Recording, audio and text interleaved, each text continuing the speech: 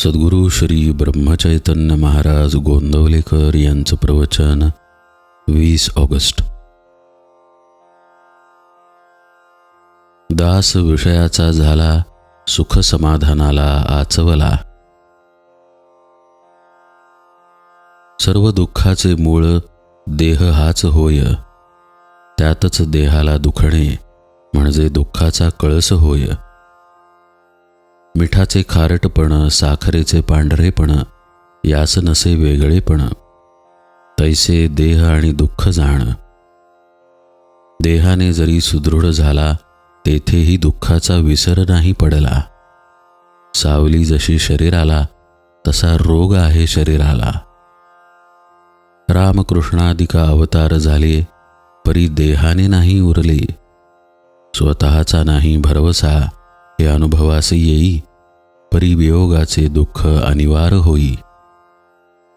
देह दुःख फार अनिवार्य, चित्त होई नित्य अस्थिर.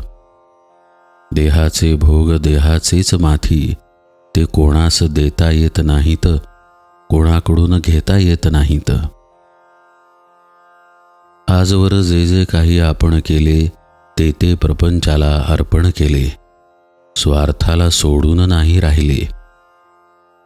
अधिकार, संतती, संपत्ती, लौकिक व्यवहार, जनप्रीती, या सर्वांचे मूळ नाही स्वार्थापरते, अखेर दुःखालाच कारण होते. जो जो प्रयत्न केला आपण, तेच सुखाचे निधान समजून कल्पनेने सुख मानले, हाती आले असे नाही झाले. ज्याचे करावे बहुत भारी, थोडे चुकता उलट गुरगुरी. ऐसे स्वार्थपूर्ण आहे जन, हे ओळखून वागावे आपण. प्रपंचात आसक्ती ठेवणे म्हणजे जणू अग्नीला कवटाळणे. म्हणून आजवर खटाटोप बहुत केला, परी कामाला नाही आला. विषयातून शोधून काढले काही, दुःखाशिवाय दुसरे निघणारच नाही. म्हणून प्रपंचाने सुखी झाला, ऐसा न कोणी ऐकिला वा देखिला. ज्याची धरावी आस, त्याचे बनावे लागे दास. दास विषयाचा झाला, तो सुख समाधानाला आचवला. ज्या रोपट्यास घालावे खतपाणी, त्याचेच फळ आपण घेई.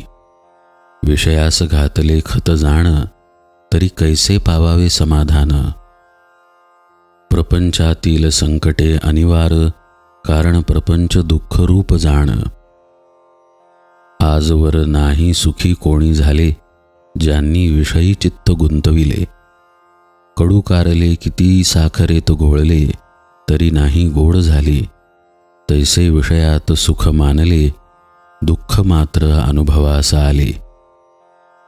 प्रपंचातील उपाधी देत असे सुखदुःखाची प्राप्ती. संतती, संपत्ती, वैभवाची प्राप्ती, जगातील मान सन्मानाची गती. आधुनिक विद्येची संगती, न येईल समाधानाप्रती. प्रपंचातील सुखदुःखाची जोडी, आपणाला कधी न सोडी. नामातच जो राहिला, नामा परता आठव नाही ज्याला. परमात्मा तारतो त्याला, हाच पुरवणीचा दाखला. नका करू आटाआटी, राम ठेवावा कंठी. जानकी जीवन स्मरण जय जय राम.